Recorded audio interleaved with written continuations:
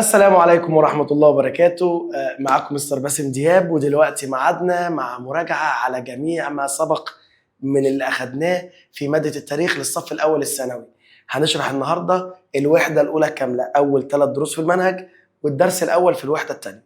دي الدروس اللي المفروض هتجيلك في امتحان الشهر إن شاء الله. عايزك تراجع معايا كويس أوي أوي أوي أوي عشان تخش امتحانك تقفله بعون الله. ركز معايا، هنشتغل مع بعض دلوقتي. بداية مراجعتنا مع بعضينا هيكون عن درس الحضارة والتاريخ. تعال نشوف الحضارة. أول حاجة بنعرفها عن الحضارة إن الحضارة هي ثمرة أي مجهود بيقوم به الإنسان نتيجة تفاعله مع البيئة. مجهود بيعمله بني آدم بس مش من الهواء، من البيئة اللي هو فيها. لو بيئتي زراعية هتبقى حضارتي زراعية، لو بيئتي بحرية هتبقى حضارتي بحرية، لو بيئتي يا عم في الهواء هتبقى حضارتي من الهواء، على حسب البيئة اللي أنت فيها. لتحسين ظروف حياته. خد بالك ان الحضاره هي الحاجه اللي انت هتعملها عشان تبقى تعيش حياه احلى.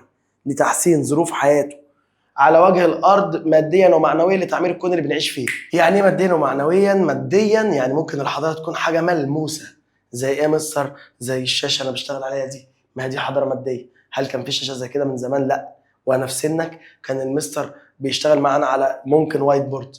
طب وقبليه يا عم وانا مش في سنك بقى، وانا في اولى وثانيه وثالثه ابتدائي كنا بنشتغل على سبوره خضراء وكان معانا حاجه اسمها تباشير، يبقى ليه ابيض والوان.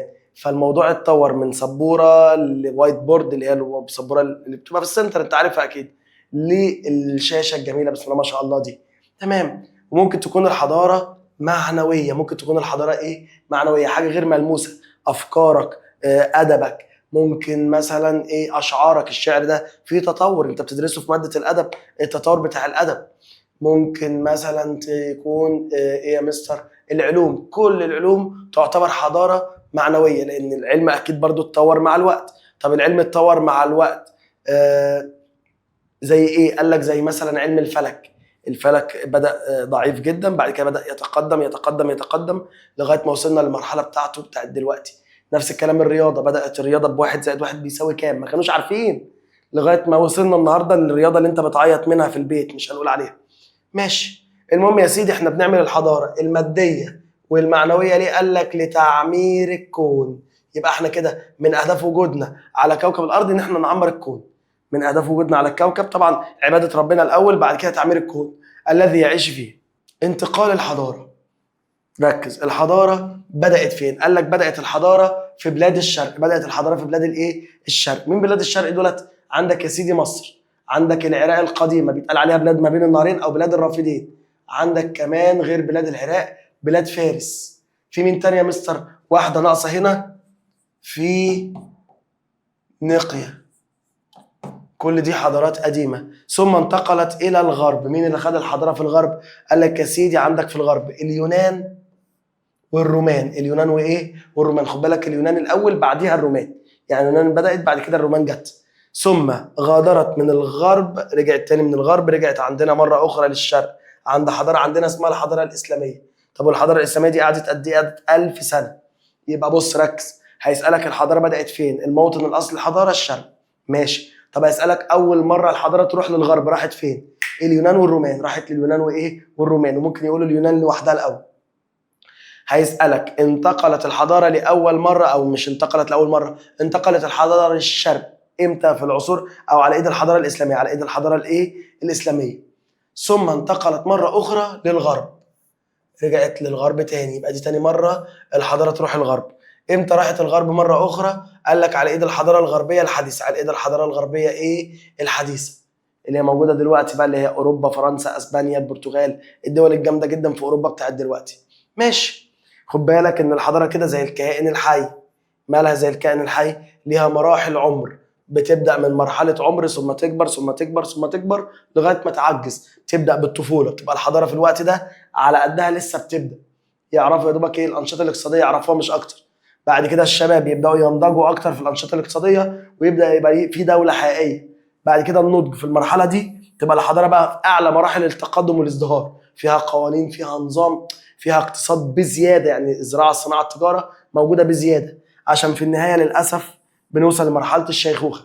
ايه الشيخوخة دي يا مستر؟ لما الحضارة بتبدأ يكون بقى الاقتصاد بتاعها خلاص انهار، الزراعة خلصت، الصناعة خلصت، وكمان القوانين والنظام اللي موجود مش بيسيطر، مش عارف يسيطر على البلد.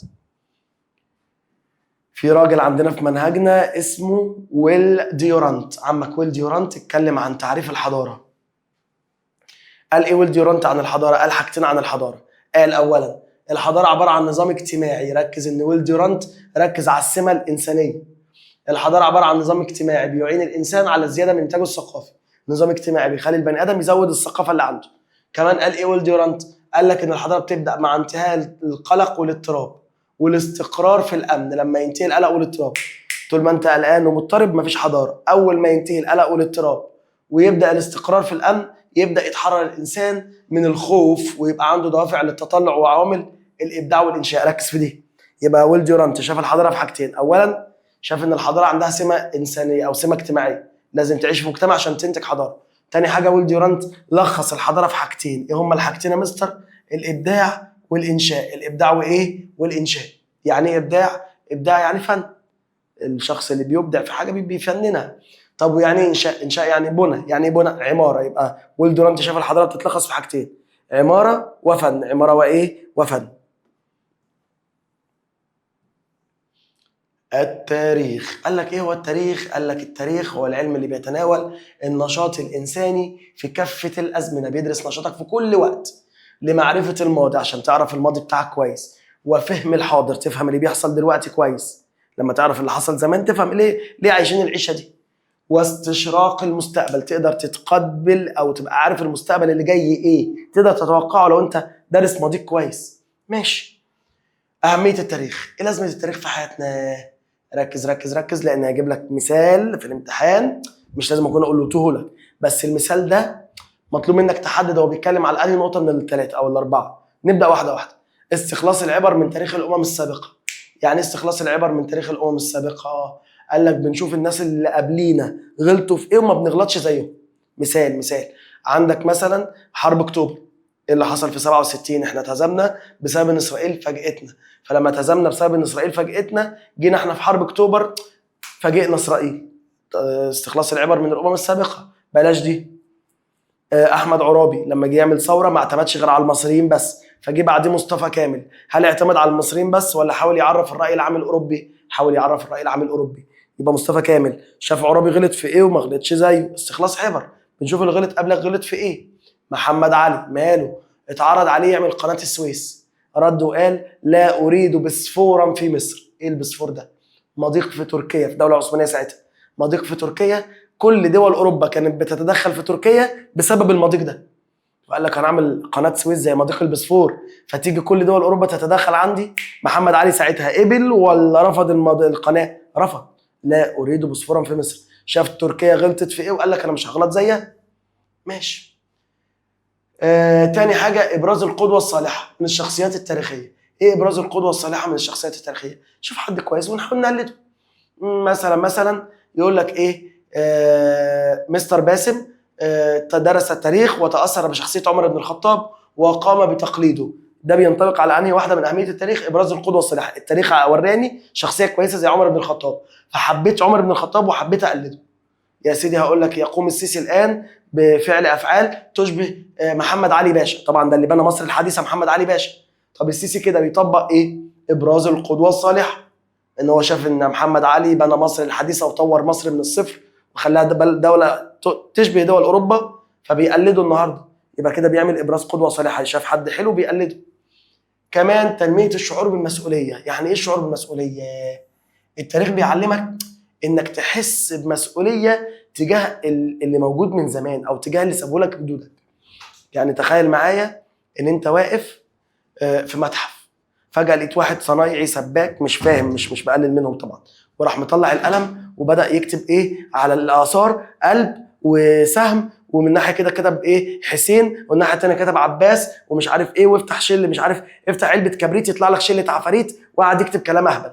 هل انت هتبقى راضي عن اللي بيعمله؟ اكيد لا، لان انت دارس تاريخ وفاهم ان جدودك وجدود الراجل اللي بيعمل الغلط تعبوا وشقيوا عشان يعملوا لك الحاجه دي. فمسؤوليتك ايه؟ انك تحافظ عليها، ان انت عندك مسؤوليه تجاه الحاجه دي. بلاش، مش هيوصف لك حاجه ان انت اللي مسؤول عنها. الدوله نفسها النهارده الدوله بتعمل اكبر متحف في العالم، المتحف المصري الكبير هيفتتح قريب خلاص. طب ليه الدوله النهارده بتعمل المتحف المصري الكبير؟ شعور بالمسؤوليه. اجدادنا سابوا لنا الاثار، ومسؤوليتنا النهارده ان احنا نحافظ على الاثار دي. ايه تاني؟ النهارده او مش النهارده بقى، من سنتين 3 يا رب تكون فاكرها، كانت عمل حاجه اسمها موكب المومياوات. ليه اتعمل موكب المومياوات؟ شعور بالمسؤوليه، عشان نبين الاثار بتاعتنا للعالم باحسن صوره، حاسين بالمسؤوليه. طب بلاش دي، ناخد مثال جديد. حضرتك او مش حضرتك، غالبا هتبقى بنوته لو هيمشي الكلام ده عليك. ايه بقى البنوته الكلام يمشي عليها؟ حضرتك لما مثلا شاركت في جمعيه رساله، معظم البنات بيجربوا حاجات زي كده. ليه؟ طبعا انت كنت بتضيع وقت، بس المفروض لو دارسه تاريخ شعور بالمسؤوليه. البلد دي بلدي من زمان وفيها مشاكل، فعشان انا حاسس بالمسؤوليه بحاول احل المشاكل. حل اللي في ايدي ان انا اساعد الفقير اللي في البلد. مش لازم كل المشاكل البلد تحلها على فكره. ماشي. اخر حاجه الابتعاد عن التعصب. التاريخ بيعلمني الابتعاد عن التعصب. يعني ايه الابتعاد عن التعصب؟ الابتعاد عن التعصب ان انا ابقى مؤمن بسبب التاريخ ان مفيش حضاره قامت لوحدها، لا ده كل العالم اشترك، مفيش حد احسن من حد.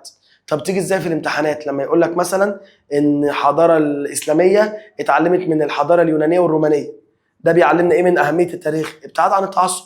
كده مين احسن، المسلمين ولا اليونان والرومان؟ الاثنين حلوين. ما هو اليونان والرومان علموا المسلمين، يبقى اليونان والرومان. طب ما المسلمين خدوا اللي اتعلموه وطوروا عليه، جددوا فيه وحسنوا منه. يبقى المسلمين. طب ما من غير اليونان والرومان المسلمين ما كانوش هيوصلوا، والرومان ما وصلوش للي وصلوا له للمسلمين. فكده الاثنين حلوين.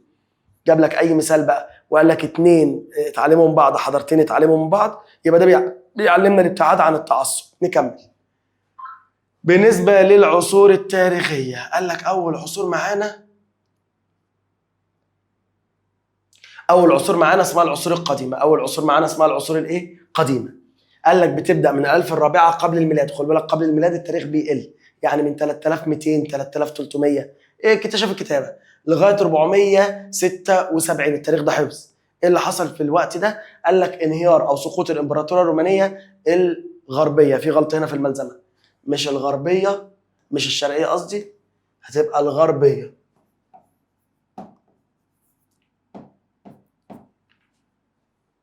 بصلحها بقى لو انت هتطبع الملزمه من تحت. المهم يا سيدي، المميز في العصور دي بدايات كل حاجه بقى. بسم الله. قال لك عرفنا الزراعه، وطبعا الزراعه علمت الانسان الاستقرار، وعلى كلام ويل الاستقرار هو اللي بيجيب الحضاره. عرفنا الكتابه، ما هو التاريخ اصلا بيبدا بالكتابه. خد بالك ممكن يقول لك في الامتحان بيبدا بالكتابه، بالتدوين، بالتسجيل، الثلاثه نفس المعنى. بنينا مقابر ومعابد. البني ادمين كانوا بيبنوا مقابر زي الاهرامات، معابد كتير مش في مصر بس، ده في كل الحضارات. اخيرا ظهرت حضارات الشرق القديم وحوض البحر المتوسط، بالك اللي هي الغرب برضو. مين الحضارات اللي ظهرت في العصور دي؟ عندك المصريه والعراقيه والفينيقيه والفارسيه، مش دولت الاربعه اللي الحضاره بدات عندهم؟ عندك كمان اليونان والرومان. طب مين اخر حضاره انهارت في العصور دي؟ الرومانيه. يبقى اخر حضاره انهارت في العصور دي الحضاره الايه؟ الرومانيه. الحضاره الايه؟ الرومانيه، عشان هو انتهت بسقوط الامبراطوريه الرومانيه. نكمل. بالنسبه يا مستر باسم للعصور الوسطى، قال لك بتبدا من 476 نفس التاريخ بتاع الايه؟ انتهاء القديمه، طبيعي ما الاثنين مع بعض، حتى 1453. ايه اللي حصل في التاريخ ده؟ اتفتحت القسطنطينيه على ايد محمد الفاتح. اتفتحت القسطنطينيه على ايد محمد الايه؟ الفاتح. مين القسطنطينيه؟ عاصمه الامبراطوريه البيزنطيه.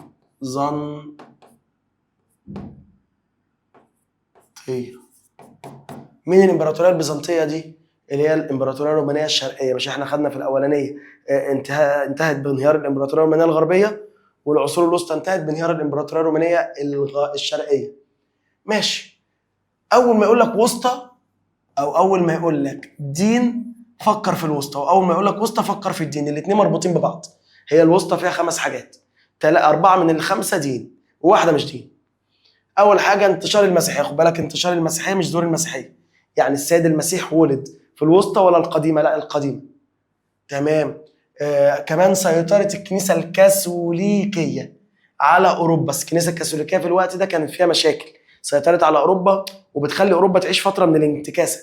البابوات في هناك استغلوا الدين اسوأ استغلال للاسف، وده خلى اوروبا تخش حاله من الانهيار بعد ما كانت اوروبا جامده في اليونان والرومان في العصر اللي فات. نكمل. ودي الوحيده اللي مش دين بقى، قيام نظام الاقطاع. ايه الاقطاع ده يا مستر؟ ان شخص واحد يملك مساحه كبيره من الاراضي، شخص واحد يملك مساحه كبيره من الاراضي باللي عليها، زرع، ميه، شجر، بيوت، حيوانات، بني ادمين، كله بتاعه. طب انا لو بملك الارض اللي عليها ناس كتيره جدا، هل هتعامل مع الناس دي بالحسنى ولا هستغلهم اسوأ استغلال؟ هستغلهم اسوأ استغلال. اسف. المهم، عندك كمان ظهور الاسلام. خد بالك هنا كان انتشار المسيحيه، نرجع للدين تاني. هنا بقى ظهور الاسلام. سيدنا محمد اتولد في العصور الوسطى. ظهور الاسلام وانتشار الفتوحات الاسلاميه. في الامتحان بيحب يلعب بالموضوع ده. عمرو بن العاص فتح مصر، سهله دي، انت عارف اكيد في العصور الوسطى، انت عارف عمرو بن العاص. طب قتيبة بن مسلم فتح بلاد السند، ولا اعرف مين قتيبة بن مسلم ولا من بلاد السند، بس عصور وسطى لان فتوحات اسلاميه. طيب مثلا ايه، طارق بن زياد فتح الاندلس، بردك عصور وسطى. واضح بقى هنا من اسمه، لو انت ما تعرفوش مين طارق بن زياد ده، بس واضح من اسمه طارق بن زياد، واضح ان شخص من العصور الاسلاميه. ولو هو حب يلخفدك هجيب لك التواريخ، انت لازم تكون حافظ التاريخ ده. اخيرا ازدهار الحضاره الاسلاميه من الصين شرقا الى الاندلس غربا. الحضاره الاسلاميه يجيبها لي ازاي؟ يقول لك مثلا العالم الادريسي عمل اول خريطه حقيقيه للعالم، واضح من اسمه الادريسي، وعمل خريطه للعالم، واضح ان دي حضاره اسلاميه في عصور وسطى.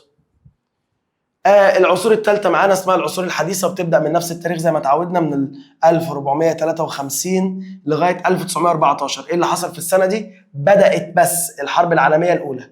بتبدا الحرب العالميه الاولى، ماشي. ايه المميز في العصور دي؟ بص، العصور دي في رايي الاربعه بيجيبوا بعض، ده رايي انا، ولو حب الامتحان يلعب عليه ما انت هتبقى فاهم ان هو ايه بيتكلم، ان الاربعه بيبداوا بعض، بس المنهج دايما بيطنش الاولى.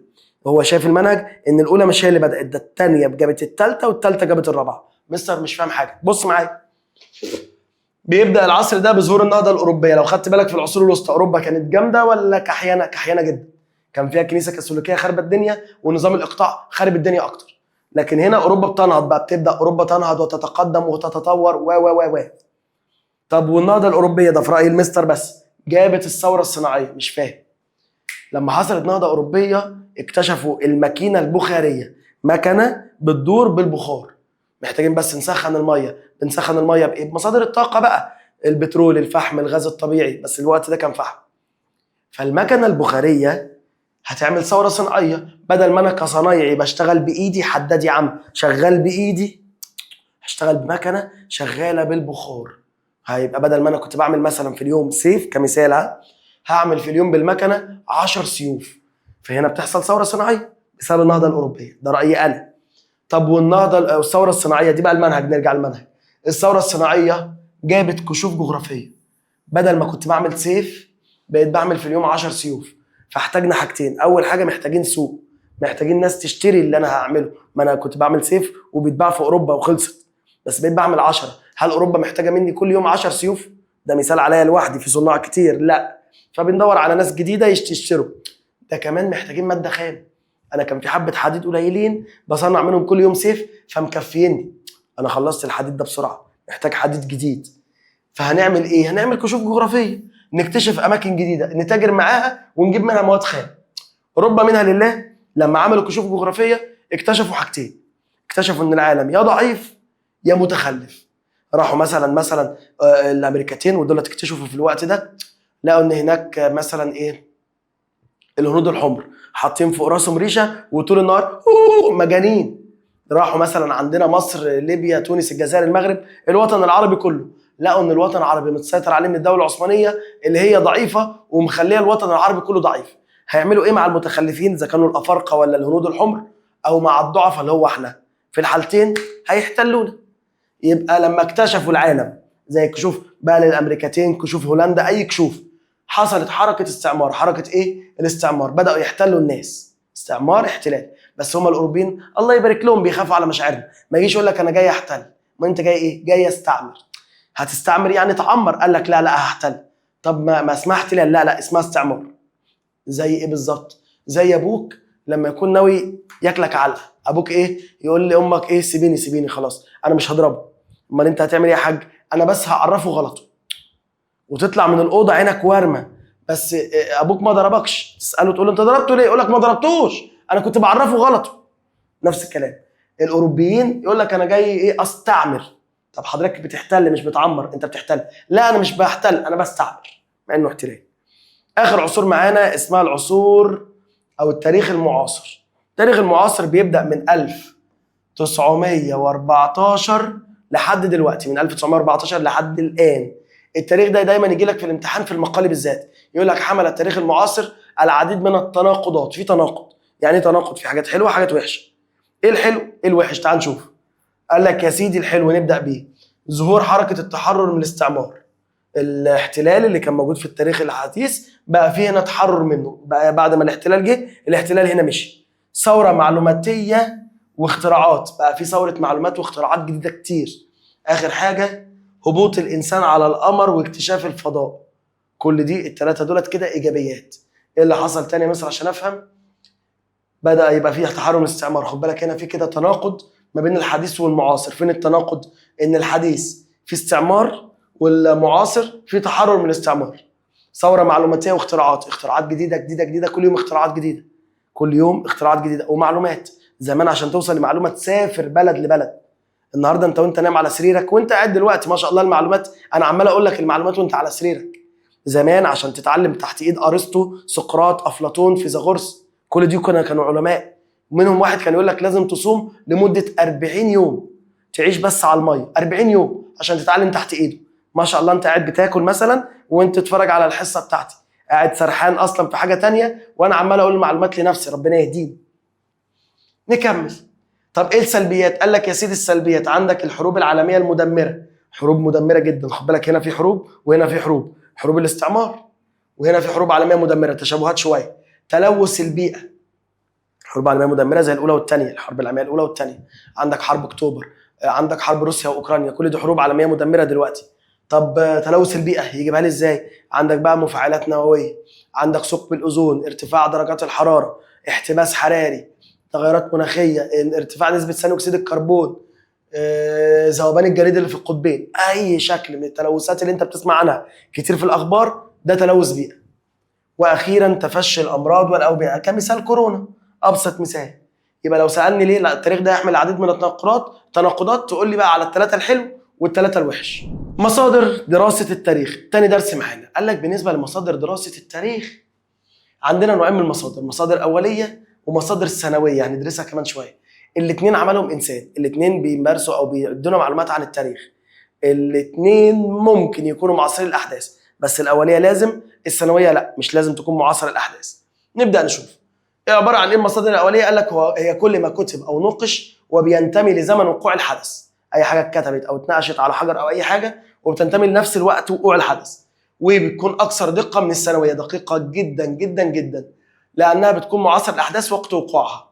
زي ايه يا مستر؟ تعال نشوف. بالنسبه للاثار، البقايا اللي تركها لنا بقى الاجداد او البقايا اللي تركها لنا الناس اللي بندرسهم ايا يكن مين، كمثال النهارده الفراعنه.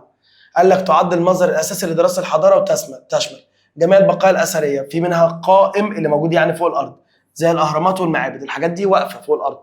في منها بقى اللي مدفون تحت الارض بيتم العثور عليها لغايه النهارده اثناء الحفر، زي التماثيل ربنا يرزقنا منها، والمومياوات والتمائم. ايه التمائم دي يا مستر؟ عارف الحظاظه، عارف الحاجات اللي بتتلبس هنا، السلاسل، كل دي اسمها تمائم، مشغولات يدويه مثلا. تمام. تاني مصادر معانا، المصادر الاوليه قال لك النقوش، عباره عن رسومات وكتابات بتتدون على حاجه صلبه.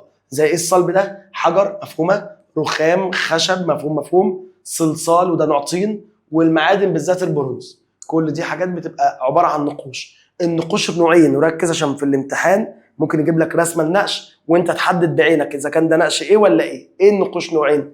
اول نوع نقوش غائره. نقوش ايه؟ غائره. قال لك زي حجر باليرمو. زي حجر ايه يا مستر؟ باليرمو. حجر باليرمو ده عباره عن حجر من الديوريت الاسود، ماده صلبه جدا. مكتوب فيه ايه؟ قال لك اسماء الملوك، ركز في ده عشان بتلخبط. اسماء الملوك من عصر ما قبل الاسرات حتى ثالث ملوك الاسره الخمسه، من عصر ما قبل الاسرات لغايه ثالث ملك في الخمسه. لو قلت لك مثلا ان الملك اوناس اخر ملوك الاسره الخمسه، ذكر في حجر باليرمو ولا لم يذكر؟ لم يذكر. ليه اوناس ما ذكرش اخر ملوك الخمسه؟ هو الحجر جايب لغايه ثالث ملك في الخمسه بس، اكيد الاخير ده مش هيبقى الثالث، ما كانوا قالوا هنا ده الاخير، فممكن يكون الاوناس ده مثلا الخامس السادس، فاكيد ما اتذكرش. لو قلت لك ان الملك زوسر مؤسس الاسره الثالثه، اتذكر في حجر باليرمو ولا ما اتذكرش؟ اتذكر، لان زوسر، مين زوسر يا مستر؟ من الاسره الثالثه، والحجر جايب من عصر ما قبل الاسرات لغايه الخمسه، فجاب من قبل الاسرات الاولى كلها، الثانيه كلها، الثالثه كلها، الرابعه كلها، لغايه ثالث ملك في الخمسه، يعني الثالثه كلها اتذكرت، فاكيد الاولاني في الثالثه اتذكر. لو قلت لك ان الملك نعرمر ده اول ملوك مصر، يعني اسس الاسره الاولى، مش عايز زكاوه، تفتكر اتذكر في باليرمو ولا ما اتذكرش؟ اكيد اتذكر، لان نعرمر الاولى وهي جايبه من قبل الاسر ما تبدا، لغايه من الاولى للثانيه للثالثه للرابعه للخامسه، اكيد اتذكر نعرمر. كمان مذكور فيها اهم الحروب، معلومات عسكريه، معابد وتماثيل، دي معلومات ممكن تكون فنيه وعمرانيه. ماشي. تاني نوع نقوش، نقوش بارزه. مستر الفرق ايه؟ قال لك النقوش الغائره اللي تبقى محفوره جوه الحجر. طب والبارزه؟ تبقى بارزه بره الحجر، تمشي ايدك كده تلاقيها طالعه لبره.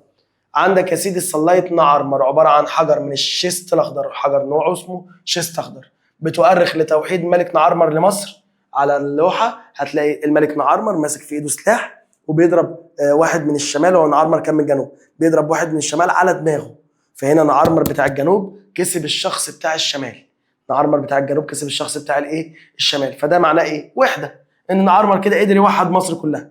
وكمان صور للجنود، في شويه صور للجنود المصريين. طب صور الجنود دي معلومات ايه؟ تعال نشوف بقى. توحيد مع الملك نعرمر لمصر دي معلومات سياسيه، توحيد نعرمر لمصر دي معلومات ايه؟ سياسيه. اما صور الجنود فدي معلومات عسكريه وتمشي سياسيه، ما هو العسكري جزء من السياسي. ثالث مصادر اوليه، قال لك البرديات. قال لك البرديات عباره عن الماده الوثائقيه، ماده وثائقيه بيتكتب عليها، يعني مكتوبه على لفاف. خد بالك ان البردي بيبقى ملفوف كده زي ايه؟ زي الحصيره اللي في المسجد، من الورق المصنوع من نبات البردي. ماشي. زي برديه ابرس، المثال عندنا في المنهج برديه ابرس. بتدل على ايه برديه ابرس؟ حاجتين، اول حاجه التقدم العلمي، ثاني حاجه التخصص المهني. تقدم علمي ان هي برديه قديمه جدا في الطب، اقدم برديه في الطب. ثاني حاجه البرديه دي 20 متر في الطب بس، فواضح ان الشخص اللي كتبها شغال كذا شغلانه ولا شغال دكتور بس؟ لا، دكتور بس.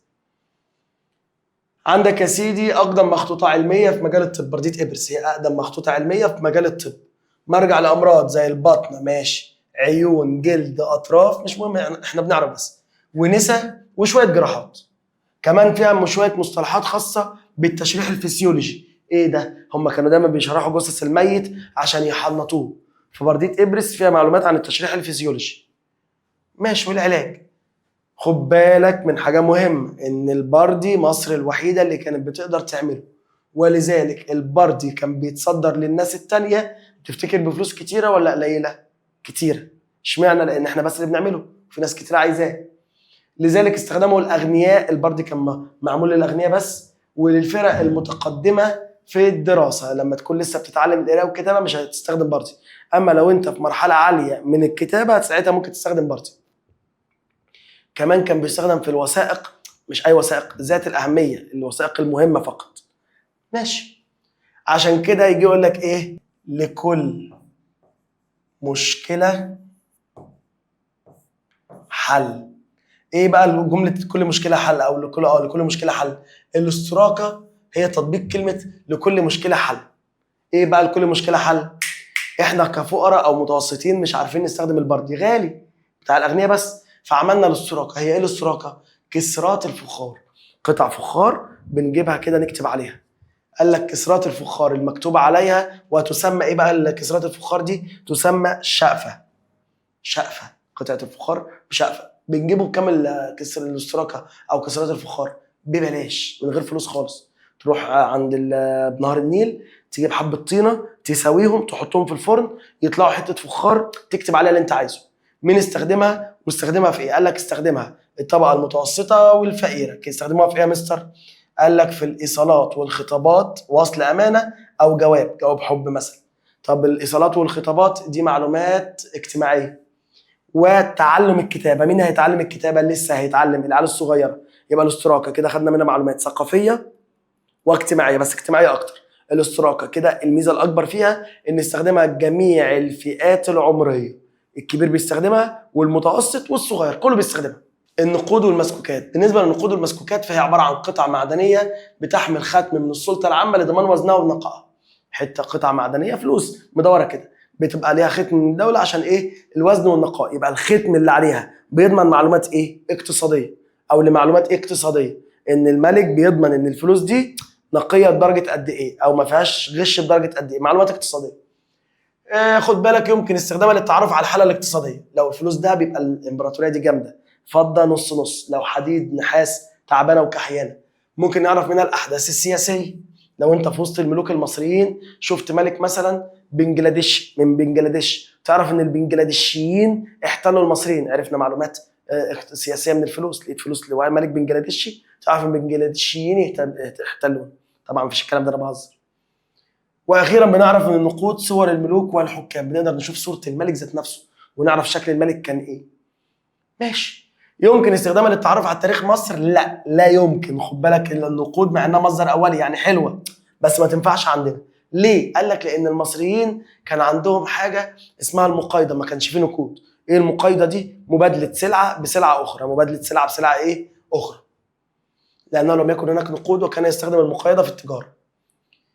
كتابات المؤرخين، قال لك المؤرخين عندنا 2 مؤرخين. ثواني بس، يعني ايه مؤرخ؟ ده الشخص اللي بيكتب التاريخ اللي هو عايشه. يعني لو انا كتبت تاريخ عن ثورة 25 يناير انا عشتها، يبقى الكتاب بتاعي مصادر اولية، انا كده مؤرخ. طب لو انا كتبت كتاب تاريخي عن الفراعنة، هل انا عايش ايام الفراعنة؟ اكيد لا، يبقى الكتاب بتاعي اولي ولا ثانوي؟ اكيد ثانوي. بالنسبه للمؤرخين بتوعنا عندك مانيتون السمنودي. سمنود دي في المنيا تقريبا. الراجل ده هو اللي قسم التاريخ المصري ل 30 اسره. وخد بالك مؤرخ مانيتون السمنودي مؤرخ مصري. مؤرخ ايه؟ مصري. بالنسبه لهيرودوت، قال لك يا سيدي هيرودوت مؤرخ اغريقي. مصر يعني ايه اغريقي؟ يوناني، بس في المنهج دايما اغريقي. الراجل ده زار مصر واتكلم عنها في كتابه تمحيص الاخبار. كان عامل كام جزء للكتاب؟ 9 اجزاء. اتكلم عنها في الجزء الكام؟ التاني. ماشي. وذكر بقى، بص ركز، جغرافيتها ومدنها. ايه دي؟ قال لك دي معلومات طبيعيه ومعلومات مدنيه او بشريه. طبيعيه، الجغرافيا دي حاجه من عند ربنا طبيعيه. المدن ربنا ساب لنا احنا نختار مكان المدينه، فدي معلومات طبيعيه وجغرافيه، او بلاش جغرافيه، طبيعيه بشريه، او معلومات عمرانيه. بص بقى الثلاثه، احداثها التاريخيه واعمال ملوكها ومظاهر حضارتها، الثلاثه يمشوا تاريخ وحضاره، بس يمشوا تاريخ اكتر. بالنسبه للمصادر السنويه، فقال لك المصادر السنويه هي ايه؟ قال لك مؤلفات اتكتبت بعد مرور فتره طويله من وقوع الحدث.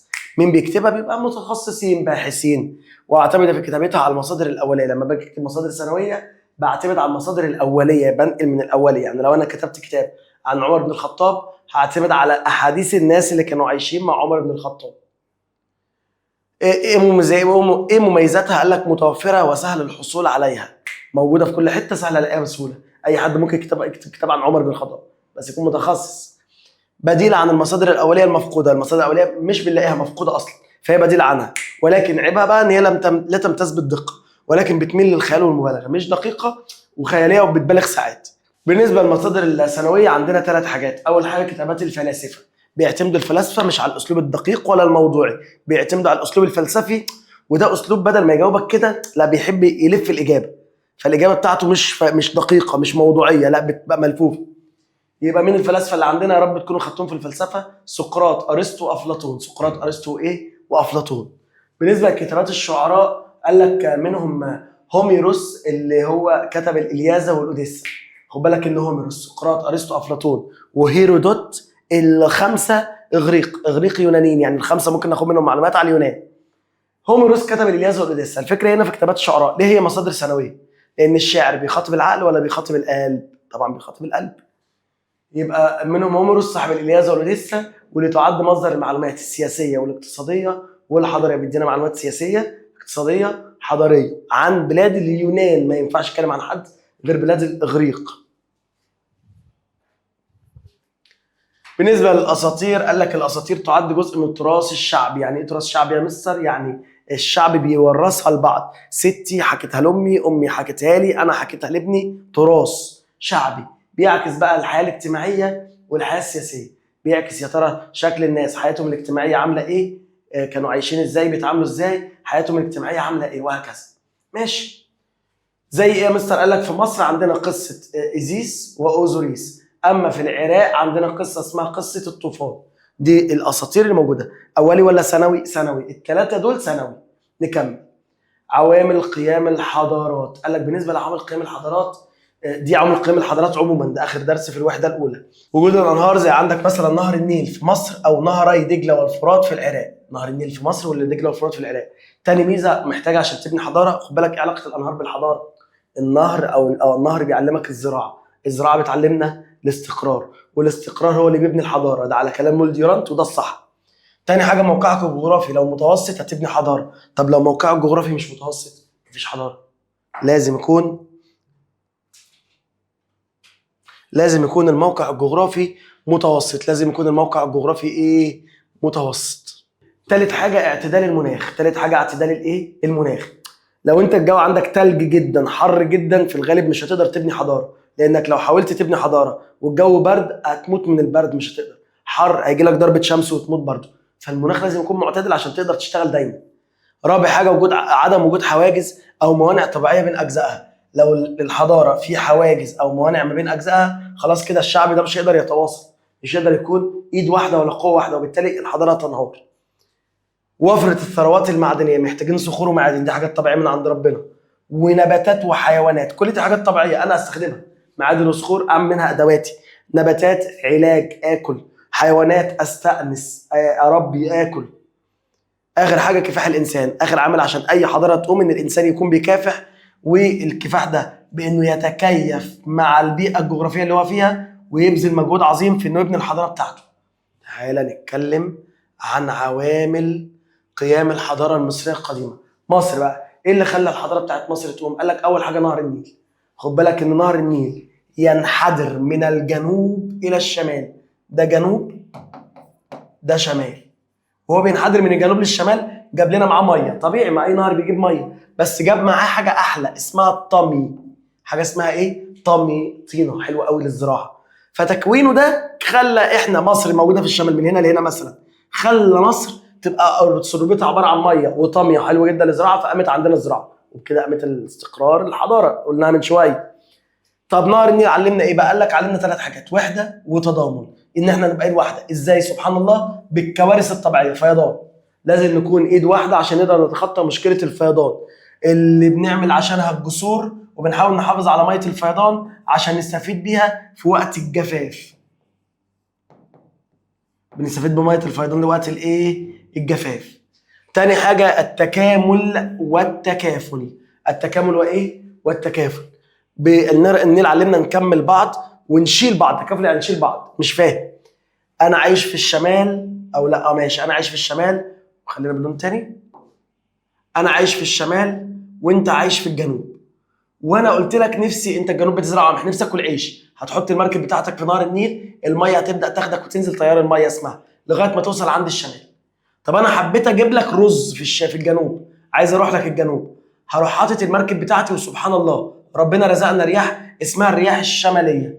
ربنا رزقنا برياح اسمها الرياح الايه؟ الشماليه، بتتحرك ناحيه الجنوب بتاع مصر. يعني بتعمل ايه بالظبط يا مستر؟ بتزق السفن.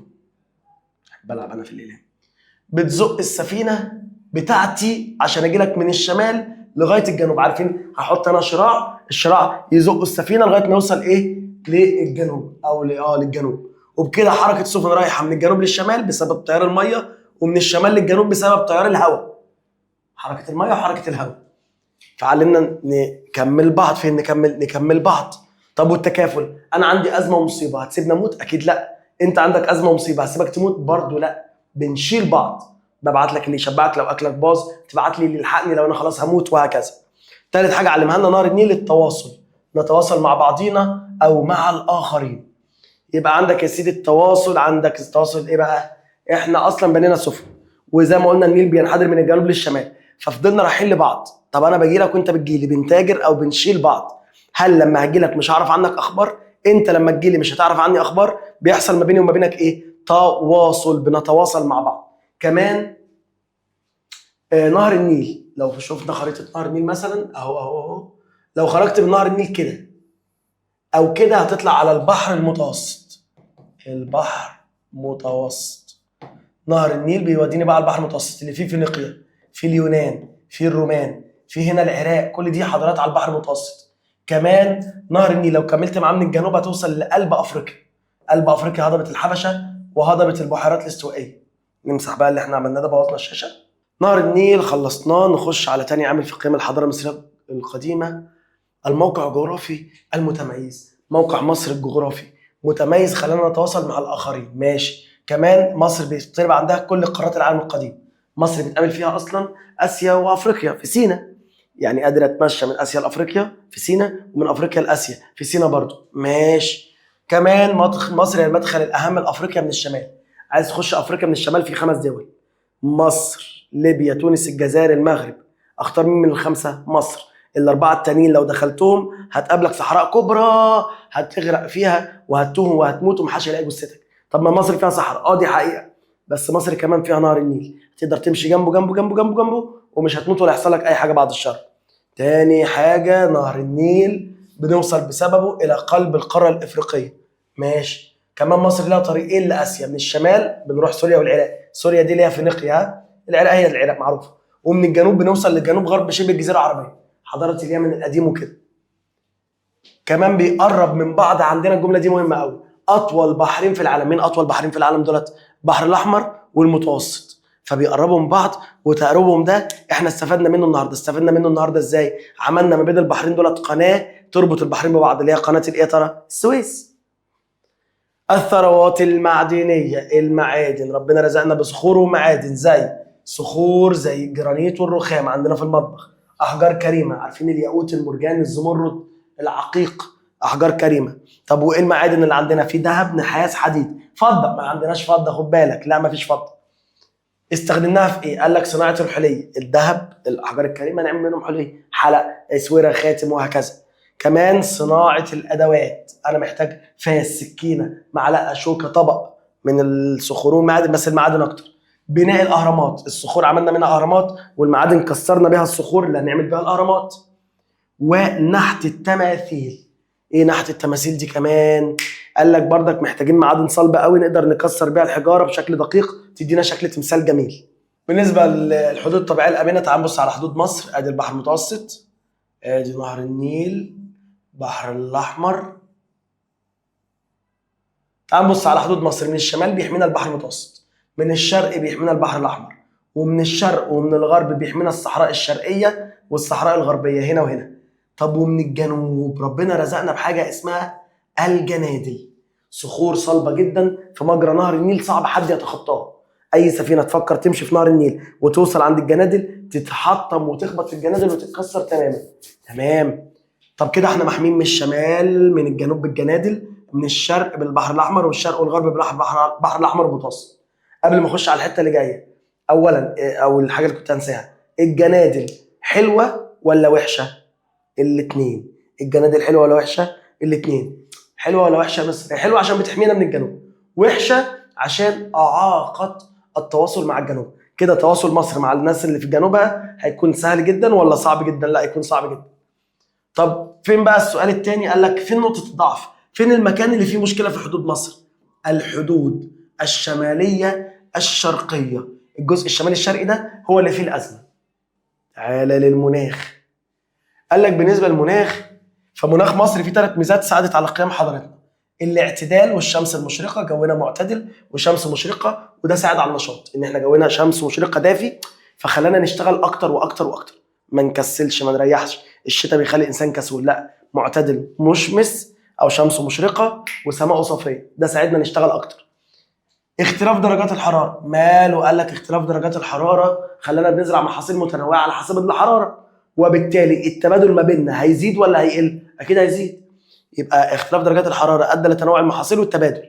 طب ما نهر النيل كان بيعلمنا التكامل والتكافل، يبقى فصول السنه او الاختلاف درجات الحراره ساعدت التكامل والتكافل بتاع النيل. يعني النيل اتاثر، او المناخ كمل النيل. المناخ كمل ايه؟ النيل بيعمل تبادل وتكامل، تكامل وتكافل قصدي، والمناخ بيؤدي لتنوع المحاصيل اللي بتزود التبادل والتكامل. تبادل والتكافل ولا تكامل وتكافل؟ مش عارف. بالنسبه للجفاف، قال لك الجفاف، خليك فاكر ان اي حاجه عشان تبوظ لازم يوصل لها ميه، طول ما فيهاش ميه ما تبصش. وده نفس الكلام. ايه يا مستر جونا جاف مفيش ميه، ده بيعمل ايه؟ قال لك ساعد على حمايه الاثار. فكره الجفاف خلت الاثار تفضل سليمه. ممكن يبدل الجفاف في الامتحان ب تنتمي مصر لاقليم مناخ صحراوي حار، ده الجو المجاف. مناخنا او اقليمنا المناخي دي من ثالثه اعدادي، اقليمنا المناخي اسمه صحراوي حار جاف، وده حافظ على بقاء الاثار. اخر عامل لقيام الحضاره وهو المصري اللي بيحب بلده. المصري ربنا يبارك له بذل مجهود كبير عشان يسخر كل ما وهب الله من وارد ومناخ لانشاء حضاره عظيمه.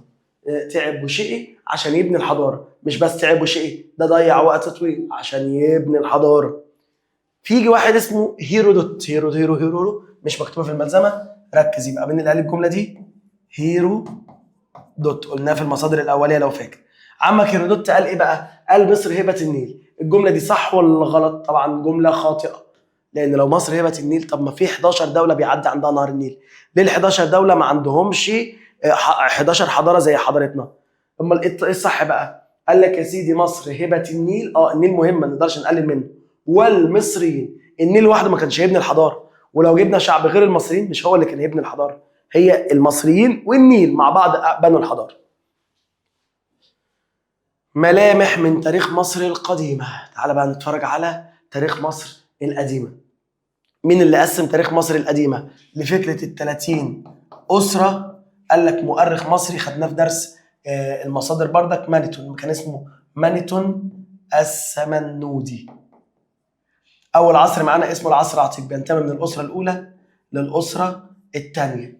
طب العصر ده في ملك اسمه مينا نعرمر، في ملك اسمه مينا ايه؟ نعرمر. عمل ايه مينا؟ اسس الاسره الاولى ووحد مصر، وحد القطرين البحر والابلي. كمان بنى عاصمه مصر اسمها منفر، ساعات يقول لك عليها منف، وبيتقال عليها بردك القلعه البيضاء. ماشي. ملوك العصر ده اللي هو بعد نعرمر مينا بقى، اللي هم الاسرتين الاولى والثانيه. مستر انا مش فاهمه الاسر. افهمي يا حبيبتي، انا ملك لما اموت بعد الشر هيجي يحكم بعديا ابني، لما يموت ابنه يموت ابنه يموت ابنه، كده احنا اسره. نفترض ان احنا كده الاسره الاولى، في واد جه تحت خالص ما بيخلفش ولا ليه اخوات، طبيعي جدا ان الواد ده لما يموت هيحكم، ما فيش ابن ولا اخوات، مين اللي هيحكم؟ واحد جديد. هل هنكمل في الاسره الاولى ولا نبدا الاسره الثانيه؟ هنبدا الاسره الثانيه. ملك ابنه ملك مات، ابنه ملك مات، ابنه ظهر حد قوي جدا قدر انه يقتل الابن الاخير هنا هو واخواته وعياله، وحكم هو شخص قوي شرير. هل كده الاسره الثانيه مكمله ولا تبدا اسره جديده؟ اسره جديده. فهم كام اسره؟ 30، وانتهوا الاسباب مختلفه بقى. المهم يا سيدي، ملوك العصر اتبعوا سياسه لتوحيد البلاد، كانوا عايزين يوحدوا البلاد. فكره توحيد البلاد دي هدف ايه؟ سياسي. هم عايزين يوحدوا البلاد، فاعتمدوا على المصاهره. يعني المصاهره الجواز وازدواج الالقاب. طب الهدف سياسي، بس الطريقه دي اللي هي المصاهره وازدواج الالقاب دي طريقه اجتماعيه. طب والطريقه الثانيه قال لك الاهتمام بالاعياد الدينيه. طب دي طريقه مش محتاجه ذكاء، دي طريقه دينيه. ماشي. احتفظت في العصر ده مصر باستقلالها الكامل وتوطيد الامن بها، عشنا مستقلين، عشنا في مرحله امن وامان. العصر اللي بعديه اسمه عصر الدولة القديمة. بيمتد عصر الدولة القديمة ده من الأسرة الثالثة لغاية الأسرة السادسة. العصر ده كان فيه ما فيش ملوك هندرسها، بس العصر ده بتاع السوسر، خوفو وخفرع منكورع. المهم كان بقى بهذا العصر كان في حكومة منظمة قوية، الحكومة شاطرة وقوية، تمام. كان في موارد كتير وكنا عندنا ثراء أغنياء، وانتشر كمان الأمن. الملوك في العصر ده عملوا أهرامات ضخمه. العصر ده اصلا هو عصر الدوله القديمه، اسمه او بيتسمى بيه عصر بناء الاهرام. خد بالك ممكن في الامتحان يقول لك سمي العصر ده بايه، وبلاش يقول لك كده، يجيب لك الاختيارات بس مش يقول لك عصر الدوله القديمه والوسطى والحديثه، يقول لك عصر بناء الاهرامات والرخاء الاقتصادي والمجد الحربي. الاسامي الدلع بدل الاسامي الاساسيه. نكمل. العصر الثالث معانا اسمه العصر الانتقالي الاول، بيبدا وممكن بدل الانتقال يقول لك الاضمحلال. هي عصر الانتقال الاول الاضمحلال بيبدا من الاسره السابعه للاسره العاشره، تمام. ما هو ده من الثالثه للسته اهو، الثالثه للسته، فده من 7 ل10. الملوك في العصر ده فقدوا السيطره، اتعود طالما الملك ما بقاش مسيطر مين يسيطر مكانه؟ حكام الاقاليم. اهو زاد نفوذ، يعني نفوذ سيطره، زاد نفوذ حكام الاقاليم، فلم يدينوا بالولاء والطاعه للملك، ما بقوش يسمعوا كلام الملك، وامتنعوا عن دفع الجزيه، ما بقوش كمان الضرايب، قصدي ما بقوش كمان يدوا الملك ضرايب، ولا بيسمعوا الكلام ولا بيدوا الملك الضرايب. اضطرب الامن، بقينا عايشين من غير امن، كلام بول ديورانت، مفيش حضاره. ظهر عدم الاستقرار، عدم استقرار على كلام ويل ديورانت، مفيش حضاره. سادت الفوضى، مفيش حضاره في كل مكان، واهملت القوانين. وبتزيد كمان اعمال السلب والنهب، الناس بتسرق يا عيني. العصر الرابع عصر الدوله الوسطى، اللي فات كان لغايه 10، فده من 11 ل 12. بيمتد الاسره او من الاسره ال 11 ل 12. اول ملك، وهنا في ملوك مهمين. اول ملك ده منتحتب الثاني. عمل ايه؟ في الانتقال الاول اللي فات حصل تقسيم لمصر، مصر اتقسمت بسبب الضعف والانهيار اللي احنا كنا فيه، فيجي منتحتب ويعيد توحيد مصر. كده ممكن نشبه منتحتب بمين؟ بنعرمر. طب هنشبه منتحتب بنعرمر في ايه؟ في ان الاثنين وحدوا مصر من اول وجديد. يبقى اعاده توحيد البلاد، ده تشابه ما بين منتحتب ونعرمر. وخلى العاصمه هنا بقى مش واحده جديده، العاصمه طيبه. خد بالك طيبه دي موجوده من قبل نعرمر ذات نفسه، فمنتحتب اختار العاصمه تكون طيبه. وطبعا المشكله في الانتقال الاول ان حكام الاقاليم ما سمعوش كلام الملك، اخضع، يعني خلاهم يسمعوا الكلام بالعافيه. اخضع حكام الاقاليم واضعف نفوس كبار الموظفين. مش عايز موظف يبقى ليه لازمه هنا غير انا. مين انا؟ الملك منتحتب الثاني. يجي بعديه الملك ابن محات الاول، ده مؤسس الاسره ال11. نقل العاصمه طيبه يا ولاد، كانت في الجنوب قوي، فهو كان خايف يضيع منه الشمال، فنقل العاصمه من طيبه بعيد لافيت تاوي. طب ليه؟ قال لك لاسباب سياسيه عشان يسيطر على الدلتا، يسيطر على الشمال، واقتصاديه عشان يزرع الارض الزراعيه اللي جنبها. اسيت تاوي لهدفين اختيارك كعاصمه، سياسي واقتصادي. سياسي ان هو في الجنوب مش مسيطر على الدلتا، فعايزها عشان يسيطر على الدلتا. السبب الثاني اقتصادي، ان اسيت تاوي جنبيها ارض خصبه هيستفيد بان هو يزرعها. من في ملوك تانيين زي سنوسرت الثالث وابن محات الثالث، دول شيدوا كثير من المباني، عملوا مباني كتير، اهتموا بالري والزراعه. ابن محات الاول بالثالث بالذات عمل حاجه اسمها سد اللاهون، وده بسببه اتزرعت اراضي كتير وظهرت مدن جديده. خد بالك ان عصر الدوله الوسطى بيتسمى ساعات بعصر الرخاء الاقتصادي، عشان الملوك بتوعه اهتموا انهم يعملوا مشاريع كتير. تعالى يا سيدي لعصر الانتقال الثاني، من الاسره ال13 للاسره ال17. كالعاده البلاد ضعفت والملوك والامراء كانوا بيتخانقوا.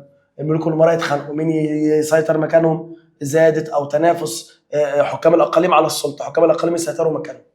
سقطت البلاد فريسه في يد الهكسوس، البلاد نفسهم ما بقوش عارفين يسيطروا على حاجه، وقعنا فريسه في ايد الهكسوس. الهكسوس احتلونا، واللي خدوا من مدينه في الشرقيه شرق الدلتا، لو ده هي الدلتا فاواريس موجوده هنا تقريبا، اسمها ايه؟ اواريس، عاصمه الهكسوس. فضلوا محتليننا من الاسره ال13 لغايه ما جت الاسره ال17.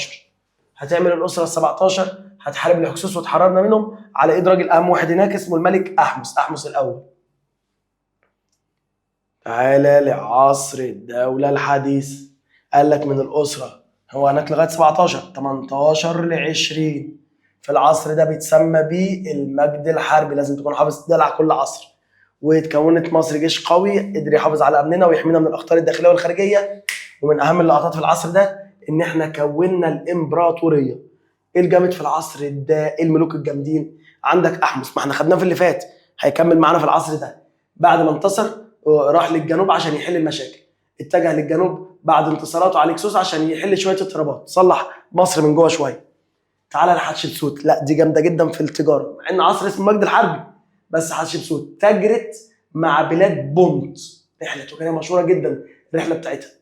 يجي بعد حتشبسوت الملك الاقرب الى قلبي، الملك تحتمس الثالث، ده الراجل اللي عمل الامبراطوريه، ده الراجل اللي حكم اكتر من بلد واكتر من شعب، مصر والعراق وسوريا وفينيقيا وجزر البحر المتوسط والنوبه وجزء من كوش السودان.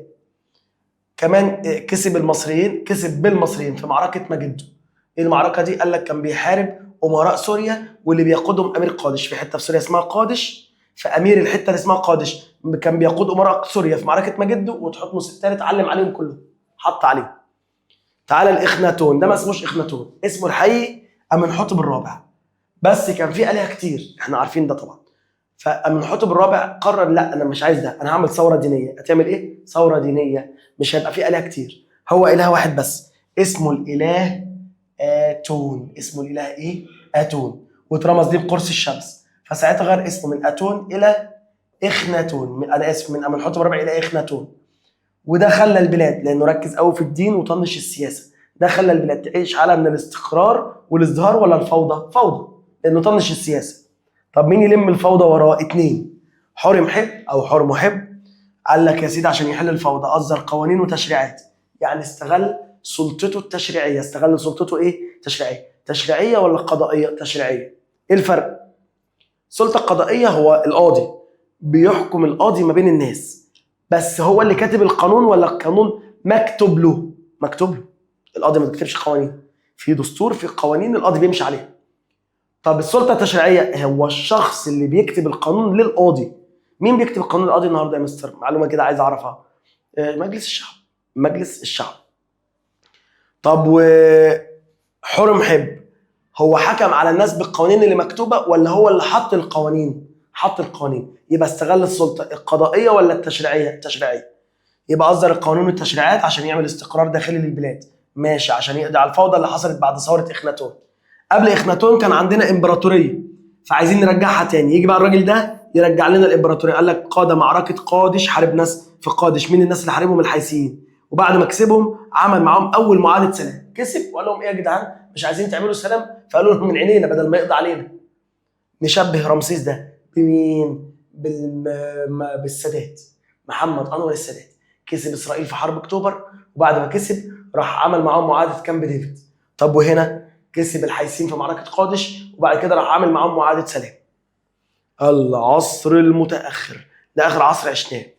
قال لك يا سيدي بيمتد من الاسره ال21 لل30، هم 30 اسره، فده جاب اخرهم. قال لك مصر بتعيش حاله فيه من الضعف والتفكك زي الانتقال الاول والثاني، بس ده مش هننتقل، خلاص هننتهي. خسرنا كل الممتلكات بتاعتنا وسيطرت علينا الاحتلالات الاجنبيه، ولكن يقول لك ايه؟ في وسط العتمه ضي، في وسط الاضمحلال يظهر الازدهار، لان من ال21 لل30 كله ضعف ما عدا اسره واحده اسمها الاسره ال26. حاولت الاسره دي تزدهر وتتقدم. 2 ملوك حاولوا بمنتهى القوه. مين يا مستر؟ ابسماتيك الاول وابنه نخاوي الثاني. الاثنين حاولوا بمنتهى الشجاعه ان هم يعيدوا بناء الحضاره المصريه تاني، ولكن للاسف بعد نخاوي الثاني بيتم احتلالنا، وبتفضل بقى تنهار حضارتنا لغايه ما تنتهي. الحضاره بتاعتنا خصائصها الى ان هيسالنا عليها. اولا بتتميز بالقدم، حضارتنا قديمه جدا بقى لها 7000 سنه. تاني ميزه اصليه. هل احنا استوردنا المعلومات؟ استوردنا الناس اللي تعمل لنا الحاجه ولا عملنا الحاجه بنفسنا؟ طب من افكارنا ولا من افكار غيرنا؟ من افكارنا. احنا اللي اخترعنا الزراعه من الصفر، احنا اللي اخترعنا ازاز، احنا اللي اخترعنا الطب، احنا اللي اخترعنا حاجات كتيره جدا، احنا اللي اخترعناها وابتكرناها. فدي معناه ان احنا اصليه. في ناس بيقولوا ان هم اللي بنوا الاهرامات، في ناس يقول لك الافروسنتريك، ده الافارقه هم اللي جابوا وبنوا طب سؤال، هل احنا عملنا ده ولا احنا اعتمدنا على نفسنا؟ لا طبعا نفسنا. فكده حضارتنا اصليه، اعتمدت على عقولنا احنا. يعني لو قال لك لقينا برديه لرئيس موظفين او رئيس عمال لبناء الاهرام، وبيتكلم بقى عن تقسيمه المرتبات والاجازات وكده، البرديه دي بتدل ان الحضاره المصريه بتتصف بايه؟ قدم ولا اصاله ولا تواصل ولا تدين؟ اصاله. ان احنا هنا كده في رئيس عمال مصري وعمال مصريين وهكذا. التواصل، يعني احنا قفلنا على نفسنا ولا تواصلنا؟ تواصلنا. شفنا من شويه صغيرين حتشبسوت كمثال بسيط وهي بتبعت رحله تجاريه لبلاد بونت، وفي غيرها كتير. يبقى لانها لم تكن منعزله بل انتشرت في العالم، نشرت في العالم العلم والمعرفه، وساعات كمان كانت بتتاثر وتاثر، تاثرت بها الحضارات في الشرق والغرب واثرت. التدين، احنا من اقدم الناس اللي اخترعنا الدين، من اقدم حضارات العالم اهتمام بالدين، ودورنا بقى على الالهه واحترامنا الالهه. اي نعم كنا بنعبد حاجات غلط بس يلا. التقدم، قال لك تقدمت في جميع المجالات وتركت علوم واداب وفنون ازهرت عقول العالم، كانت جامده في كل المجالات. اخر حاجه استمراريه، الحضاره دي قعدت الاف السنين، شفنا 30 اسره مكمله الحضاره ما وقفتش، لا ده لحد النهارده مستمره. تخيل مستمره ازاي؟ دي انتهت ايوه، بس لحد النهارده بنلاقي اثار جديده تعلمنا حاجات جديده عنهم. فلحد النهارده الاثار الجديده بتعرفنا جديد عنهم، فالحضاره المصريه لسه مستمره في الابهار، فبرضه استمراريه. كده المراجعه خلصت. عايزين نقعد نحل شويه مع بعض، وما عنديش ازمه هنحل دلوقتي حالا، ولكن انا عايز اعمل حركه. انا هدفع نقول كام مثلا 100 جنيه للي يقول لي ايه الاختلافين اللي حصلوا على مدار الحصه. عايزك بقى مركز من نار، قول لي ايه اللي اختلف. في حاجتين اختلفوا، اللي هيجاوب صح ليه ورقه ب100، وممكن ازودها بس مش اكيد. يلا نبدا الحل. قال لك يعبر وصف المؤرخ الإغريقي هيرودوت المصريين بأنهم أتقى الأمم على أحد أهداف التاريخ، وهو أتقى الأمم بيعبر على إيه في التاريخ؟ قال لك إبراز القدوة الصالحة. شغل القلم. إبراز القدوة الصالحة، إن هو بيشوف إن إحنا الناس بنتقي ربنا، فالناس المفروض تقلدنا وتتقي ربنا زينا، أو الآلهة بقى لأن هم كان عندهم آلهة كتير. اهتم المسلمين بصناعة الورق، ماشي، اللي كان معروف عند الصين بس، فأمر الخليفة العباسي هارون الرشيد إن إحنا نعمل مصانع الورق في خراسان. ساعتها تضاءل استخدام أحد مصادر دراسة التاريخ اللي كانت بتستخدم في تسجيل الأحداث. مين من دول اختفى بسبب صناعة الصين؟ المسلمين لما صنعوا الصين الورق بتاع الصين، قال لك البردي. قبل كده كنا بنعتمد على البردي لغاية ما ظهر بقى الورق بتاع الصين وانتشر في العالم. قال لك يا سيد الفاضل، من خلال دراستك للصورة المقابلة يمكن معرفة طبعا يا توحيد يا جنود. مين من دول التوحيد وجنود؟ بداية الكتابة لأ، عدد الأسرى لأ، مظاهر العمارة لأ، وجود حكومة موحدة ماشي. عرف المصريون القدماء بالقدرة على إزالة العقبات وإيجاد البدائل. العقبات وبدائل يبقى على طول الأستراكة، إن الأغنياء بس اللي بيستخدموا البردي وبالتالي الفقراء لقوا الأستراكة. يعد كتاب موسوعة مصر القديمة فراعنة اللي عمله سليم حسن. هل اسم سليم حسن ده ينفع من ايام الفراعنه ولا جديد؟ جديد، يعني يعتبر مصدر اولي ولا ثانوي؟ ثانوي. يبقى اشطب الاوليه دي عشان دي غلطه، معلش غلطه مننا، بدلها ثانويه، وده الاختيار الصح. يمكن معرفه الحياه السياسيه خلال عصر الاسره الثانيه الفرعونيه بالاستعانه بالحياه السياسيه في الاسره الثانيه حجر باليرمو من الاسره الاولى قبل الاسرات لثالث ملك في الخمسه، فدي الثانيه حجر باليرمو موجود. اجابه صحيحه. اي مما ياتي يخرج عن كونه مصدر لدراسه الاحداث التاريخيه لمصر الفرعونيه. مين من دولت ما ينفعش اعتمد عليه في مصر؟ النقود. مؤرخين ماشي، نقوش معانا، برديات معانا، النقود. مصر ما هي مصدر اولي، بس احنا ما كانش عندنا نقود، كنا بنعتمد على المقاهضه. تستخدم النقود والمسكوكات في دراسة الحالة السياسية للدولة في عصورها التاريخية من خلال نقود المسكوكات الحالة السياسية. السؤال ده فيه غلطة. درجة نقاء المعدن العملة، الختم الموجود عليها. الختم بيعرفنا ايه الحالة السياسية. ممكن يبقى الملك كذا، الامبراطور كذا، نعرف بقى دي مملكة ولا امبراطورية ولا جمهورية ولا غيره. تعتبر الأساطير مصادر ثانوية لدراسة التاريخ لأنها الأساطير ثانوية عشان وحشة، تتصف بالمبالغة والخيال، دي الوحشة اللي فيها. تمثل وجه الشبه بين الطوفان والإلياذة والأوديسا. الشبه ما بين الطوفان والإلياذة والأوديسا في إيه؟ الاتنين ثانوية ماشي، الاتنين من بره مصر ثانوية. مين من دولت ثانوية؟ سهل الحصول عليها، المصادر الثانوية سهل نلاقيها. تعبر معطيات الصورة المقابلة الصورة دي عن أحد مصادر دراسة الحضارة واللي بترتبط استخدامها بأسباب الاشتراك استخدمناها عشان فقراء ومعناش فلوس، اقتصادية واجتماعية. فقراء يعني اجتماعية، ومعناش فلوس يعني اقتصادية. تعتمد عند دراسة الحياة السياسية لعصر الأسرة الرابعة في الدولة القديمة على الرابعة لغاية ثالث ملك في الخمسة. مين؟ حجر باليرمو. تعد كتابات الشعراء مصدر المعلومات السياسيه والاجتماعيه، تتصف بالشعر كلامه مش موضوعي، دي حلوه، مش صادق، حلوه، مش دقيق. امال بيمتاز بايه؟ بالمبالغه. الشعر بيحب يأفور. حدد اي من الاتي يستبعد استخدامه كمصدر تاريخي عند دراسه الاهرامات. مين من دولت ما ينفعش نستخدمه في الاهرامات؟ الإلياذة والأوديسا. ليه يا مستر؟ عشان دولت اتكلموا عن اليونان بس، الاهرامات في مصر. طب ما تمحيص الاخبار بتاع هيرودوت اليوناني، بس ده زار مصر واتكلم عننا في الجزء الثاني في الكتاب بتاعه تمحيص الاخبار. اي من الحالات الاتيه تجعل الروايات التاريخيه تتصف بالموضوعيه؟ لو موضوعيه يعني ما بتغلطش، التصديق بكل مرض، لا، الاعتماد على اكتر من مصدر، ما تعتمدش على مصدر واحد، كذا مصدر عشان تاخد المعلومه مؤكده اكيد. من خلال صوره الملك المنقوشه على النموذج الذي امامك يمكن تحديد الصوره بتاعته، نقدر نعرف العصر التاريخي المنتمي اليه، شكله بقى، اللبس، التاج بتاعه، نعرف العصر بتاعه. تحقق التكامل بين المصريين في مصر القديمة بفضل، احنا كملنا بعض بسبب نهر النيل عشان بينحدر من الجنوب للشمال والجو ده، والرياح بتزق من الشمال للجنوب. ساعد موقع مصر الجغرافي في ازدهار الحضارة المصرية القديمة من خلال موقعنا حلو، فساعدنا ان احنا نتقابل مع الناس اللي حوالينا. فين نتقابل مع الناس اللي حوالينا؟ التفاعل مع البلاد المجاورة. تعبر الصورة المقابلة دي غلطة فسيبوها معلش، 19 في غلطة. بعد حدوث تآكل بطبق، يعد حدوث تآكل في طبقة الأوزون أحد ملامح التاريخ المعاصر. أي تلوث للبيئة يبقى معاصر وش. يدل اهتمام الدولة المصرية في الوقت الحاضر ببناء المتحف المصري الكبير. ليه بنعمل المتحف الكبير بتاعنا؟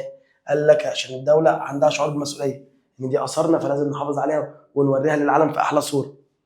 تم اكتشاف قارة استراليا في استراليا، كشوف جغرافية، مش عشان استراليا، عشان اكتشاف، يبقى عصور حديثة. نهضة أوروبية، ثورة صناعية، كشوف جغرافية، استعمار أوروبي. تم الفتح الإسلامي لمصر في عهد الخليفة عمر بن الخطاب.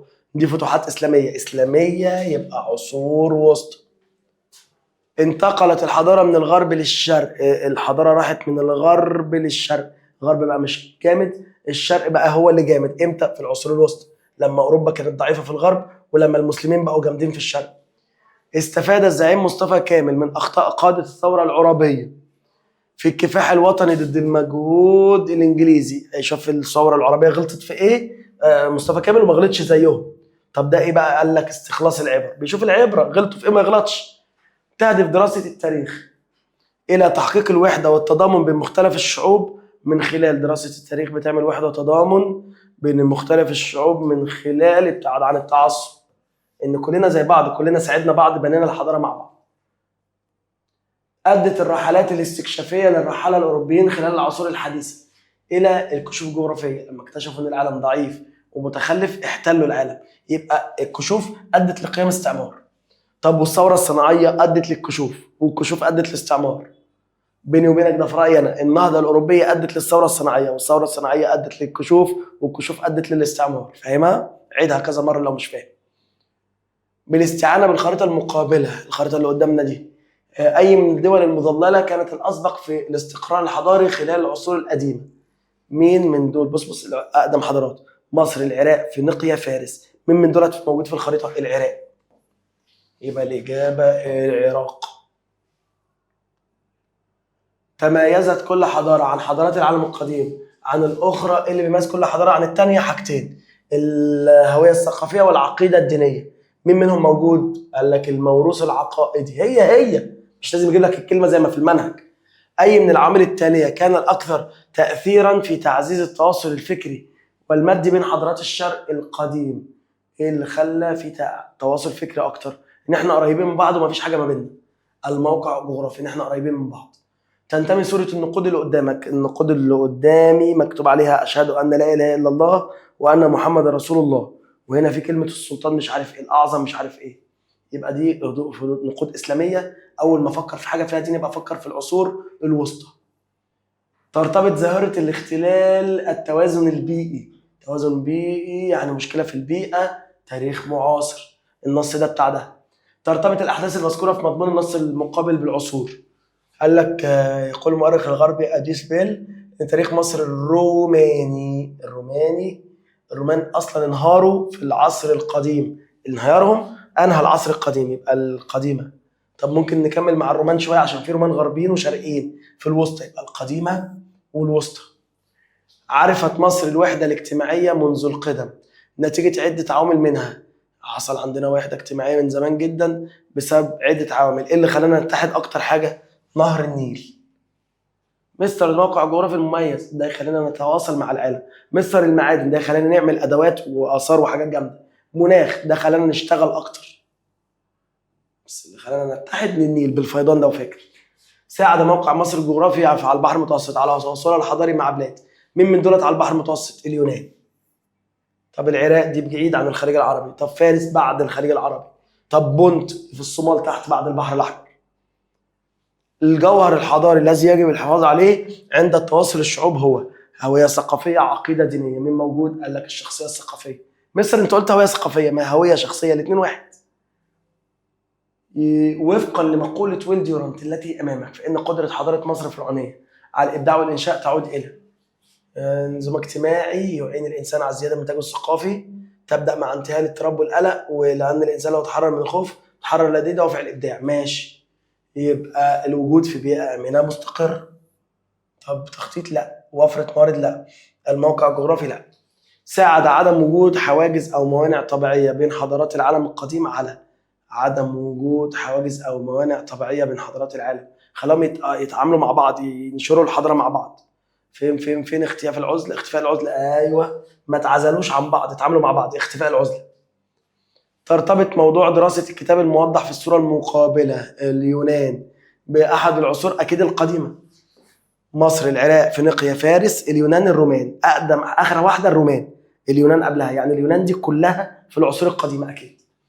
ظهرت الحضاره في الشرق والغرب على حد سواء. امتى الحضاره في الشرق والغرب كانت جامده؟ لسه قايلها، مصر، العراق، فينيقيا، فارس دولت الشرق، اليونان والرومان دولت غرب. دي العصور ايه؟ القديمه، العصور القديمه. اتسمت العصور الحديثه بالاهتمام الاكبر بالجانب، العصور الحديثه كانوا بيهتموا اكتر بالجانب الاقتصادي. الاقتصادي. حديثه فيها ثوره صناعيه، اقتصاد. نهضه اوروبيه تعتبر ثقافه، بس كشوف جغرافيه اقتصاد، بيكتشفوا اماكن وطرق جديده للتجاره، فاقتصاد معظمها. استطاعت الدوله الامويه فتح بلاد الاندلس في امتى؟ الامويين فتحوا بلاد الاندلس، امويين، اندلس ده دين، ده يبقى العصور الوسطى. اول ما افكر في دين يبقى وسطى. ظهر افتقاد القاره الاوروبيه للمظاهر الحضاريه بصوره كبيره خلال، الاوروبيين ما كانش عندهم حضاره في الوسطى، ساعه سيطره الكنيسه الكاثوليكيه وظاهره الاقطاع، ده بوظ الدنيا. اتسمت العصور التاريخيه الوسطى بالعصور الطبيعيه الوسطى، اتسمت بالطابع الديني. عمال اقول لك اول ما اقول دين وسطى قلناها مرتين هنا. تنتمي ثوره الشعب المصري 1919 عم ضد الاستعمار البريطاني الى 1919. التاريخ المعاصر بيبدا 1914 وده بعديه ب5 سنين، يبقى التاريخ معاصر مش محتاج ذكاء، هو بدا في التاريخ ده. مثلت العواقب الطبيعيه في مجرى نهر النيل اثر ايجابي. الجنادل هنا بيتكلم العواقب الطبيعيه في مجرى نهر النيل، الجنادل. ايه اثرها الايجابي؟ ان هي بتحمينا من الجنوب. تعالوا نشوف كده. تامين الحدود الجنوبيه اهي. طب الاثر السلبي؟ اعاقت التواصل مع الجنوب. زياده التبادل التجاري؟ لا، تبقى السلبي لو قال لك سلبي. ضعف التبادل التجاري مع الجنوب. يلاحظ من خلال الصوره المقابله ان العمله تنتمي الى، العمله دي مكتوب عليها هنا 2017، يبقى بتنتمي الى، احنا قلنا التاريخ المعاصر بدا 14، ده 1900، دي 2000 اصلا بعديها ب100 سنه، يبقى تاريخ معاصر. التواريخ بتاعت العصور حفظ. استطاع الرحالة كريستوفر كولومبوس الوصول إلى القارة الأمريكية، أمريكا الشمالية. كريستوفر كولومبوس وصل لقارة جديدة، كشوف جغرافية دي، يبقى عصور حديثة. أي من الحضارات التالية تعد آخر حضارات العالم القديم؟ مين أقدم واحدة في القديم؟ طبعا الرومانية، عشان العصور القديمة انتهت بانهيار الإمبراطورية الرومانية الغربية. حدد أي المصادر التالية يمكن من خلال التعرف على معبودات المصريين القدماء في عصر الأسرة الثالثة. الأسرة الثالثة يمكن من خلال التعرف على معبوداتهم. معبودات ممكن حجر باليرمو، حجر باليرمو عشان الأسرة الثالثة. يمكن أن تساهم الاكتشافات الأثرية الحديثة اللي بتطلعنا بها وسائل الإعلام حاليا في دراسة الحضارة كمصدر أولي، مثل تطلعنا بها وسائل الإعلام حاليا، يعني بنشوفها دلوقتي. إيه اللي بيكتشف دلوقتي؟ الآثار، تماثيل ومومياوات. تعطي دراسة علم التاريخ تصورا واضحا عن أحوال العالم القديم وتجاربه من أجل. طبعا بنشوف المشاكل والتجارب بتاعتهم زمان عشان ما نغلطش زيهم في المستقبل، تجنب الأخطاء في المستقبل. أكدت بردية إبرس أو ما بها من معلومات أن المصريين القدماء اهتموا به. بردية إبرس كلها طب، يبقى اهتموا بالتخصص العلمي. ارتبط أكثر من مصدر دراسة الحضارات عند المصريين القدماء بالمعتقدات الدينية ويخرج عن ذلك. طبعا كثير من مصادر الحضاره المصريه بالمعتقدات الدينيه، كذا حد ارتبط بالدين. مين اللي ما ارتبطش بالدين؟ الاثار، في اثار دينيه اصلا، الموميا دي محنطه عشان الدين اصلا، عشان هتصحى تاني، ده دين. النقوش بينقشوا جوه المعبد، ماشي. البرديات بيكتب عليها الكهنه. الاستراكه لا، دي كان بيتعلموا عليها العيال الصغيره وبنكتب عليها وصل او خطاب، ما لهاش علاقه بالدين. الاستراكه الوحيده اللي ما لهاش علاقه بالدين. يمكن أن نستنتج أن الكتاب في الصورة المقابلة يتناول تاريخ أوروبا في العصور الوسطى. انهيار أوروبا، من دولة انهيار أوروبا؟ قال لك التدهور أحوال الاجتماعية والاقتصادية في أوروبا. تدهور أوروبا عشان دي عصور وسطى، أوروبا كانت كحيانة، سيطرة الكنيسة الكاثوليكية وظاهرة الإقطاع. قام المسلمون بفتح جزيرة قبرص في عهد الخليفة عثمان بن عفان. عثمان بن عفان، مسلمون، قبرص، كل دي حاجات بتقول إسلام، دين، يبقى وسطى. في ضوء تحليل الخريطة المقابلة تعد أقرب الحضارات، أهي تعالى نشوف الخريطة. أقرب الحضارات شبها في الموقع المتميز المتوسط بين حضارات العالم القديم مع الحضارة المصرية. مصر مكانها هنا. مين موقعها حلو ما بين الشرق والغرب زي مصر؟ الحضارة اللي مكانها هنا. مين دي؟ فينيقيا. تعال نشوف موجودة في الاختيارات. أهي حضارة بلاد فينيقيا. أخذت الحضارة الإسلامية الكثير من العلوم من الفارسية والهندية واليونانية. ماشي. وكان نتاج ذلك نواتج بناء الحضارة الأوروبية الحديثة. يعبر مع مضمون الفقرة السابقة على أحد أهداف دراسة التاريخ.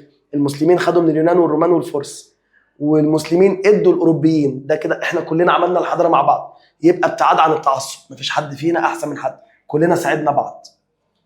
حاول المسلمون فتح القسطنطينية أكتر من مرة. مسلمون يبقى وسطى.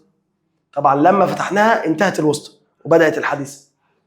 يستدل من تحليل مضمون العبارة المقابلة أن دور منظمات المجتمع المدني يتوافق مع أهمية دراسة التاريخ المتمثلة فيه. تعال نشوف.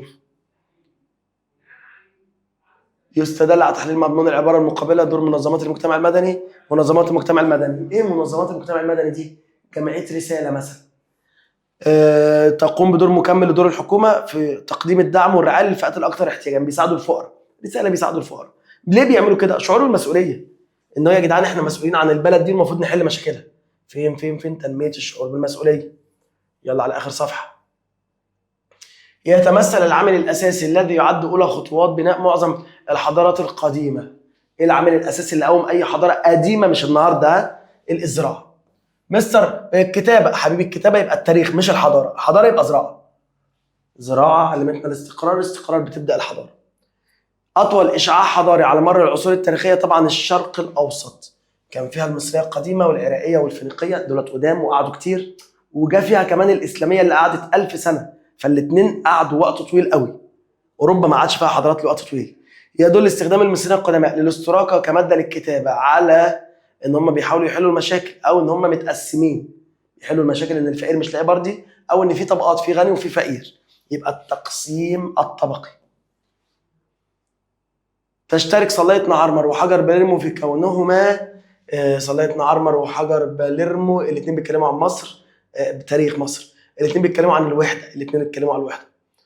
يوضحون التطور الاقتصادي، لا. يبرزان أهمية، لا. يؤرخان، أيوه هي دي. الاثنين جابوا سيرة أول أسرة.